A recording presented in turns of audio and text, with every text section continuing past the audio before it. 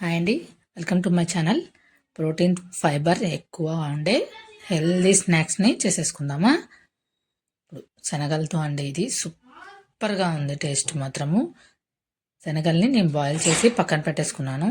ఇప్పుడు ఒక ఆనియన్, అలాగే చిన్న దోసకాయ ముక్కలు, కొత్తిమీర, అన్నిటినీ, క్యారెట్ని కూడా తురుముకుందాము. ఇలా అన్నిటిని చిన్నగా పీసెస్ లాగా కట్ చేసుకుందాం. కట్ చేసి అన్నీ పక్కన పెట్టేసుకుందాము. స్కిప్ చేయకండి, స్కిప్ చేస్తే మీకు ఈ రెసిపీ ఎలా చేశాను అనేది తెలీదు. స్కిప్ చేయకుండా చూడండి. శనగల్ని బాగా బాయిల్ చేసుకున్న తర్వాత ఒక బౌల్లోకి వేసుకొని క్యారెట్, ఉల్లిపాయ ముక్కలు, అలాగే దోసకాయ ముక్కలు, దోసకాయ ఉన్నవాళ్ళు వేసుకోండి, వేస్తేనే టేస్ట్ బాగుంటుంది. మొత్తం అన్నీ కట్ చేసుకున్నవన్నీ వేసేసుకోండి.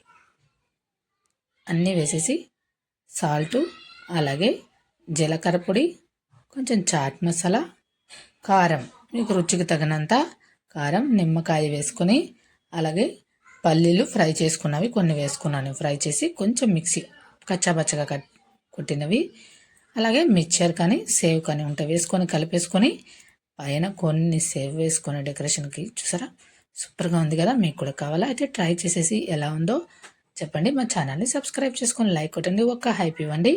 మా ఛానల్ ఇంకొంచెం ముందుకు. దీంతోనే ఇంకొక రెసిపీ, ఇది కూడా సూపర్ టేస్టీగా ఉంది. ఇలా మనము అన్ని మిశ్రమం కలిపిన వాటిని ఇలా స్మాష్ చేసుకోండి. చేత్తో అన్నా చాలు, లేదంటే మిక్సీలోకి వేసి ఒక్కసారి ఒక్క పాయింట్లో తిప్పినారంటే చాలు, ఒక్క సెకండ్ అంతే.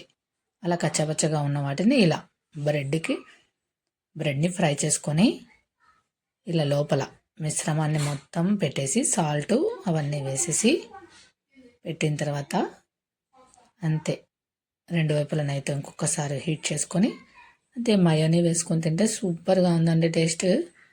మీరు ఇది చేశారంటే ఖచ్చితంగా ట్రై చేస్తారు. ఎలా ఉందో చెప్పండి. Thank you.